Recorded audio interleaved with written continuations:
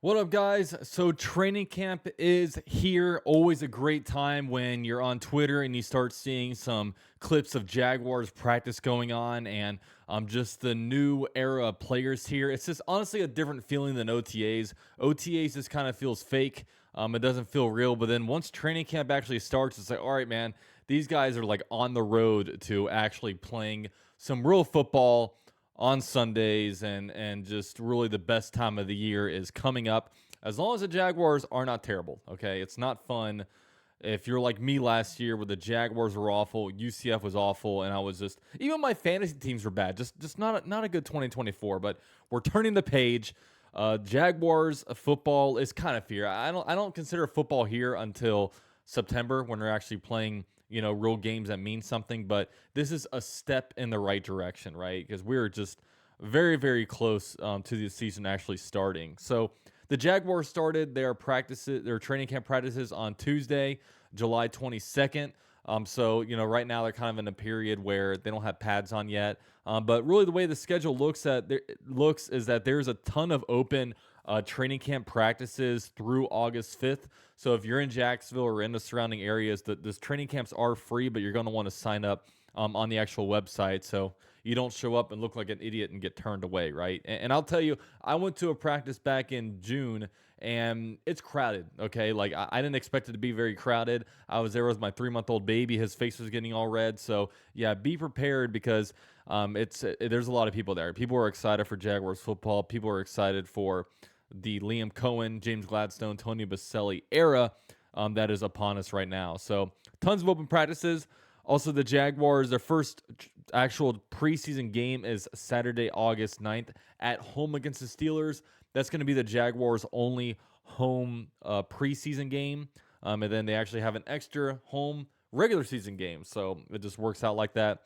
The Jaguars also play at the New Orleans Saints on August 17th and then at the Miami Dolphins on August 23rd, which those are significant practices because the Jaguars are going to have joint training camp practices. It's a shame the schedule didn't work out like it did last year, where the Jaguars were able to host the Buccaneers, and those training camp practices was a great time. It was an awesome time, but yeah, we'll have to wait another year for the Jaguars to actually host another team. So, with that said, here are some main storylines. I mean, the first one was that kind of struck us before training camp started, and that is that Mason Smith, the Jaguars' second-round pick out of LSU in a 2024 NFL draft, will start off on the PUP list, the physically able to perform list. He's able to come back a little bit quicker, like pretty quickly. They're kind of saying they say it's an ankle. They say it's all precautionary. I guess he tweaked it the week prior to training camp practice actually starting. Now, how do I feel about it? I mean, I don't like it. I would rather him come back because we need a big year out of him, and he hasn't really proved enough to me yet to be able to say, okay, it's fine if he misses some weeks of training camp practices, but it could be worse.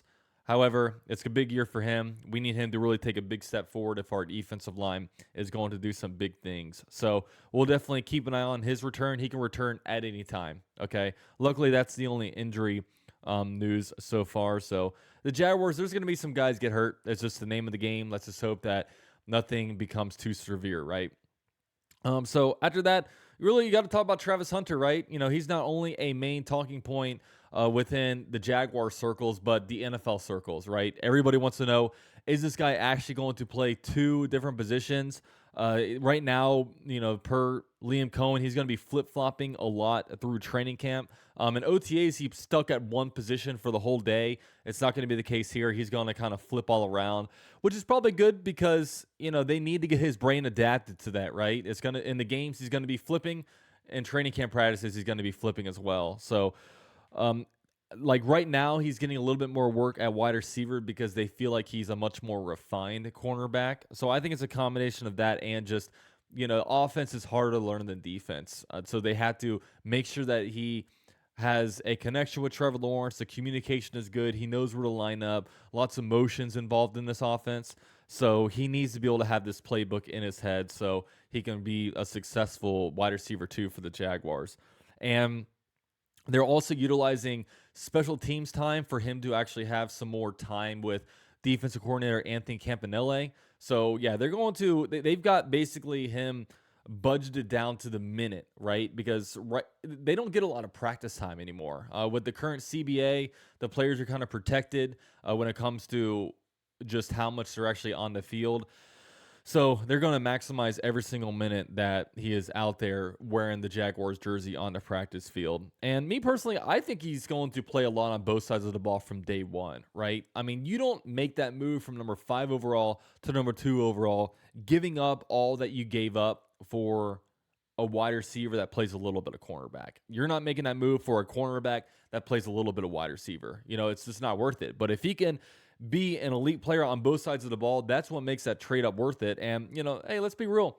The cornerback room for the Jaguars have suffered a lot of injuries the last few years. Tyson Campbell now has that injury prone label on him. So if he does get hurt, I think they're going to want to push out Travis Hunter a lot more than they want to push out Monteric Brown on the field, right? So I think he gets played right away. I think the Jaguars will always want the best players on the field, and Travis Hunter is one of the Jaguars' best players. So that's certainly something to watch, and we're always going to be monitoring him, right? And he's definitely the most exciting guy when it comes to the Jaguars' first preseason game. I'll be all eyes on him to see, what he's doing out there. So yeah, Travis Hunter definitely got to look out for.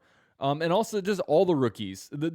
A GM's first rookie class, and especially when they're paired up with a head coach, that class is important. Especially with this where the Jaguars didn't retain a lot of guys, right? Every unrestricted free agent, none of them re-signed with the Jaguars. The Jaguars cut bait with a lot of players. Gabe Davis was a huge cap hit. Ronald Darby out of here, just making cuts all over the place. And you bring in a rookie class, and I think every rookie's going to make the roster. Caleb Bransaw, I think I think he's going to be a starter at safety in maybe week 1. I mean, right now you have Eric Murray out there, and you got to battle for number 2. And I think that he's the Jaguars' second player that was drafted. I think he's going to be starter sooner rather than later. Also, Wyatt Milam, can he break the offensive guard out of West Virginia? Can he somehow insert himself into a starting lineup? There will certainly be competition. Running back Bachel Tootin.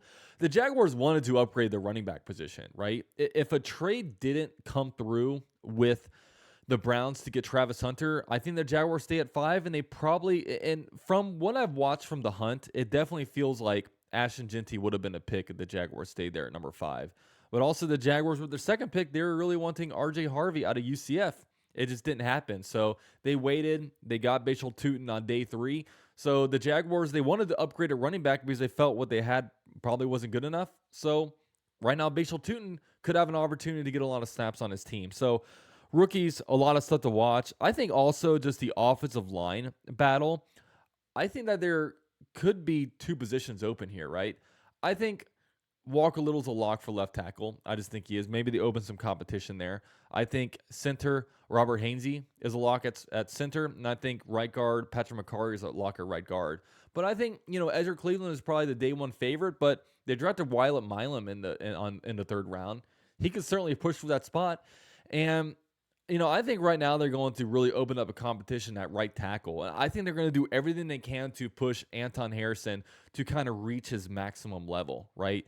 I think that maybe looking at him last year, maybe got a little bit lazy. Maybe there's some work ethic stuff there. But also, these guys had to be motivated. And maybe him under the last regime just wasn't that motivated to be great. So I think they maybe open it up, but I do think week 1, it will be Anton Harrison at right tackle. And we'll see what happens if Wyatt Milam, because if Wyatt Milam has a crazy training camp, there's no way they're not going to start him, right? They don't have any allegiance to Ezra Cleveland. So we'll just have to see there. Also, I think safety room is pretty intriguing. The Jaguars drafted 2 safeties, and Ryun Lane III out of Navy and Caleb Bransaw out of Tulane. But you also have Eric Murray, who the Jaguars just signed to be a starter. You have Darnell Savage, who's still around. I mean, Antonio Johnson was a blast from the past. A lot of people thought last year he was going to take a real step forward, but he took a big step back. But also, we had Ryan Nielsen, who it was just awful. And by the way, Dewey spoke to the media just talking about how even Dewey put on 10 pounds of weight. Ryan Nielsen wanted everybody bigger, and I don't think anybody benefit from that. So just a little side tangent. And you also have safeties like Andrew Wingard and Daniel Thomas. Like usually only 4 safeties make the roster, and the Jaguars did keep Heath Farwell, the special teams coordinator, from the last couple of years. So, maybe that kind of helps Wingard and Daniel Thomas make the team. And also, Dewey and Daniel Thomas have been here since the Doug Marrone days, right? So there certainly has some longevity. And if you're a backup safety, it's certainly important that you're a special teams guy. So really want to see what happens there. And also, there's a lot of versatility in the defensive back group. I mean, Caleb Ransaw played a lot of cornerback for Tulane as well, and you got a lot of guys here with versatilities. Darnell Savage was like a slot cornerback last year. Antonio Johnson has kind of played all over the place, so I'd be interested to see with all the versatility, plus even Travis Hunter. Travis Hunter kind of opens up an extra roster spot if you want to keep an extra receiver or cornerback. Like really, what the final roster looks like after, of course, the waivers clear and maybe they sign a guy or two. So safety is interesting to me. I also think the wide receiver 5 and wide receiver 6 spots are completely open. I mean, if you actually look at the Jaguars roster right now, I mean, Brian Thomas Jr., Travis Hunter, like you have Parker Washington, and I'm forgetting a guy. I'm forgetting a very obvious guy. I forget who. But yeah, wide receiver 5 and wide receiver 6. Oh, yeah, De'Ami Brown. So those are, I think, 4 kind of locks on a roster, but number 5 and 6, I mean, Joshua Cephas, Eli Pancol. I think this job is won in the preseason. We're really going to see an opportunity for some cool wide receiver battles, not only for 1 spot, but 2 spots. And now that freaking Tim Jones is out of here, we don't have him clogging up a roster spot for us anymore. And, finally, Trevor Lawrence. I mean, Trevor Lawrence will always be a viewing point. I'm not going to take too much from what he does in training camp. I mean, if he goes out there and has, oh my God, 5 touchdowns, 0 interceptions, flinging all over the place, looking amazing, I'm not going to overreact. If he goes out there and throws, 3-4 interceptions in a practice, maybe I'll overreact a little bit, but I'm going to start judging him in September, right? Because we've seen him do everything in training camp. He's a great quarterback, and when there's no contact and things are much more controlled. But once the season starts, and wins and losses matter, that's when we're really going to be looking out for him. So overall, really, I mean, I need to mention this new regime. We got a new regime in here. How fast can this team buy into what this regime is selling? I think that the AFC South is extremely winnable. I would not be saying that if I was a fan of an AFC West team, AFC North, AFC East.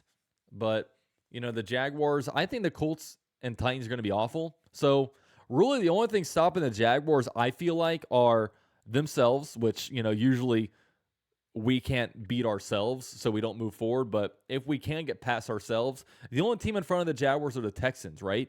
And so I think it's gettable. I think the AFC South is gettable. Of course, there's 3 wild card spots in the AFC now. So I think there's plenty of opportunity for, some good opportunities for the Jaguars. So we'll just have to see. Very exciting stuff. I can't wait to get this season on, and I appreciate you guys joining me for, I believe this is my 9th season covering the Jaguars here on YouTube. Pretty cool stuff. Leave a comment below if you have been here the whole time. And leave a comment if you made it to the end of this video. Are you guys pumped? I'm pumped. Let's go, Jags. I'll catch you guys later.